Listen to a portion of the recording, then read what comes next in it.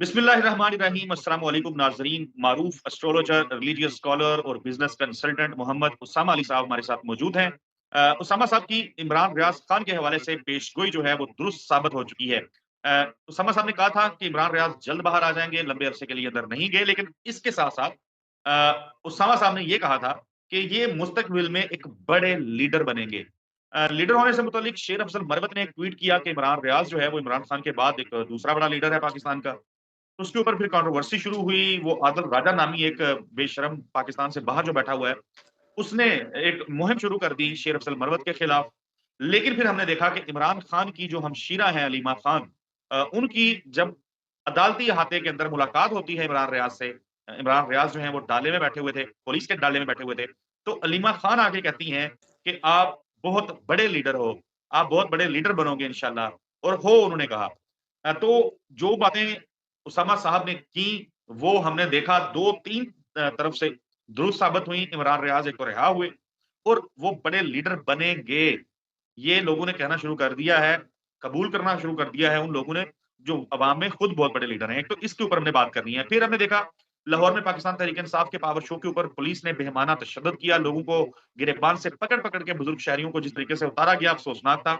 मरियम नवाज़ साहिबा जो हैं वज़ीर आला पंजाब बन गई हैं, लेकिन जिस किस्म का काम उनके ज़ेरे असर पंजाब पुलिस ने किया है, वो नफ़रत की अलामत बनता जा रहा है। सलमान अकरम राजा साहब सुप्रीम कोर्ट के सीनियर वकील हैं, उनको हिरासत में लिया गया, लतीफ़ खोसा को हिरासत में लिया गया। इन तमाम मामलों पे बात करनी है। उसामा साहब, सबसे पहले तो बहुत शुक्रिया। अस्सलाम वालेकुम, कैसे हैं? जी, वालेकुम अस्सलाम। शुक्रिया, आपका शुक्रिया असद साहब।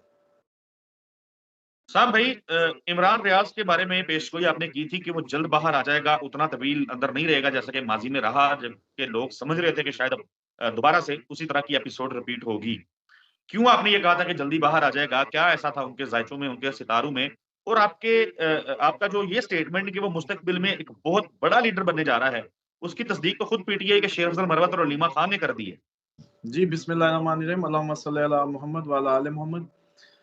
असद साहब, इसमें ना 2-3 चीज़ें होती हैं जो हम जब देख रहे होते हैं। एक तो वो जब पुरानी कैद थी या चीज़ें थी, उस वक़्त प्लैनेटरी इंडिकेशन इस तरह की थी कि कोई इस तरह का मामला दरपेश हो सकता है। लेकिन अब ये ऐसा कुछ नहीं था।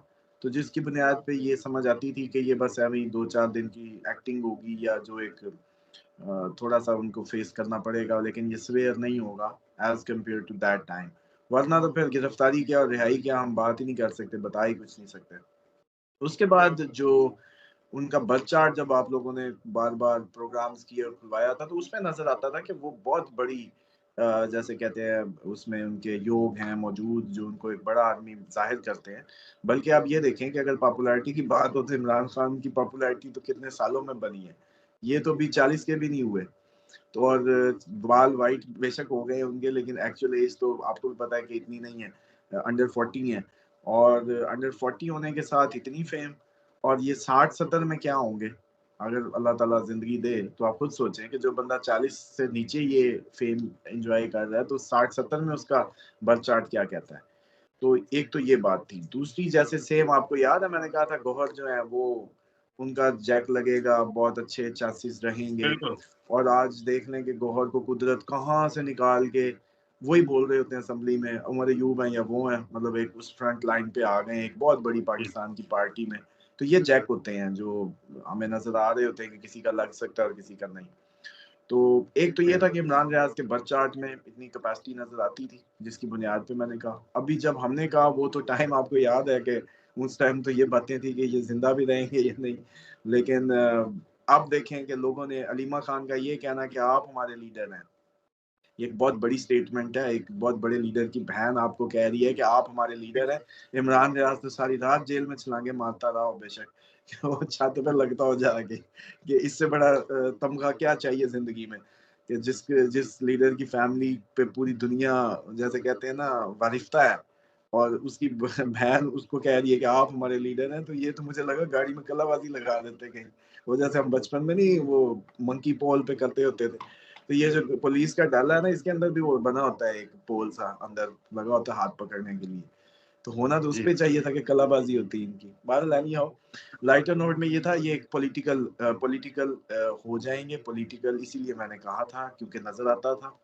और ये अपकमिंग टाइम में आपको पता चल जाएगा, मज़ीद निखर के सामने आएँगे।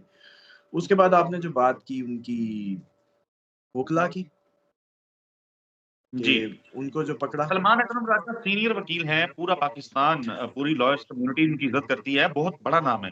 और जिस किस्म की वो गुफ्तगू करते हैं, बड़ी नपी-तुली, फ़ज़ूल नहीं बोलते, कोई घटिया जुमले नहीं बोलते।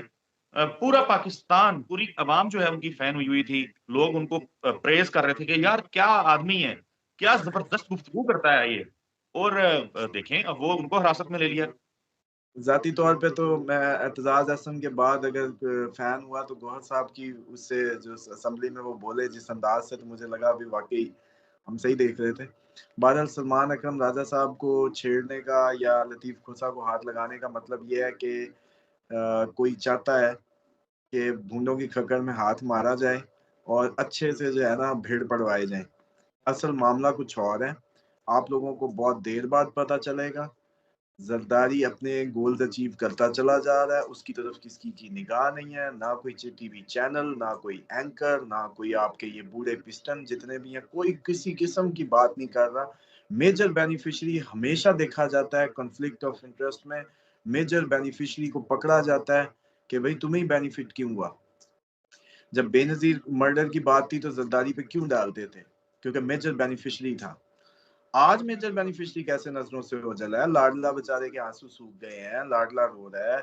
मुझे तो बल्कि ये लगता है कि लाडले को तो आजकल खाना भी हज़म नहीं होना, और अनकरीब आपको पता चलेगा कि एडमिट हुए, और मैदे की हालत बहुत ख़राब हो सकती है, स्ट्रेस बढ़ सकती है।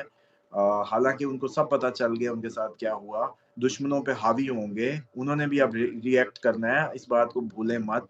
नवाज़ शरीफ साहब का ये साल बहुत दुश्मनों के लिए तगड़ा साल है, और बस ज़हनी थोड़ा-सा उनका मसला जो बताया था वो होना ही था, वो हो भी गया, लेकिन सितारे भी स्ट्रॉन्ग थे और दुश्मनों को भी बताएँगे।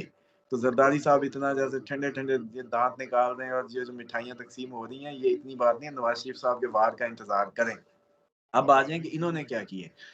इन्होंने एक पार्टी, उसी से सारों को धुलवा के, पहले तो उनको अधमुआ किया, फिर उनके साथ जाके उनके आँसू साफ करने लग गए। वो जो फ़िल्मों में होता था, कुटा दिया अपनी बेइज़्ज़ती को, फिर आँसू ऐसे ही है। साफ करके हीरो बन गए। फिर नून लीग के आँसू साफ किए, फिर उनको डरवाया, फिर उनको मरवाया, फिर उनको वो सब कर करा के अपने साथ बिठाया, फिर रेजीम चेंज पे लाए, फिर रेजीम चेंज करवाई। फिर साइफ़र उधर से आया है, अमेरिकन एम्बेसी में पैसे चलने चाहिए थे ना, ये सिंध हाउस में क्यों चले? ये ड्यूटी इधर क्यों लग गई? ये गेम पूरी सेट हुई, सूबा मिल गया, बलूचिस्तान मिल गया, 2 अचीवमेंट प्लस इस टाइम पूरी उनके बगैर हुकूमत कोई नहीं बन सकती, प्लस सारे आईनी ओहदे, प्लस अगला। अब जो गेम च है, वो ये थी कि नवाज़ शरीफ से अज़ली बदले लेने, उसकी सारी कोर्ट साइड पे करवाई, उसका इबरतनाक अंजाम कि जिस दिन यास्मीन राशिद का हलका खुला, उस दिन नवाज़ शरीफ गया, खत्म, दी एंड। जो मैंने कहा हमेशा रोता रहेगा। बेटी का उन्होंने मजबूरी थी कि उसको एक दफ़ा वो आगे करके सूबा पकड़ा के चलो दे दिया। उसके बाद चाचा, अभी ये गेम घूमनी है, ये जो हुकूमत के पार्ट नहीं बन रहे। आखिर ये गेम ये थी कि ये सब इतनी एक्सट्रीम पे ले जाना है। इधर से हो सकता है इमरान खान पे मज़ीद सॉफ्ट कॉर्नर गेन करने की कोशिश जारी रखें, जैसे पीपल्स पार्टी बड़े अरसे से कर रही है अब तक, कि जी वो मानते नहीं, वही वो इसलिए कहते हैं कि सिंध हमेशा के लिए महफूज हो जाएगा इनके लिए, अगर इमरान खान से हाथ मिल गया। तो वो जो 30-30, बिल्कुल ऐसे। 40-40 हज़ार वोट है वो अच्छा, उसके बाद इन्होंने बड़े ही हिकमत से अभी भी ऑफ़र किए रखनी है। जैसे वो पुराने दौर में गंदे उबाश नहीं होते थे, वो पूछना हमारा फ़र्ज़ है, ना करना तुम्हारा।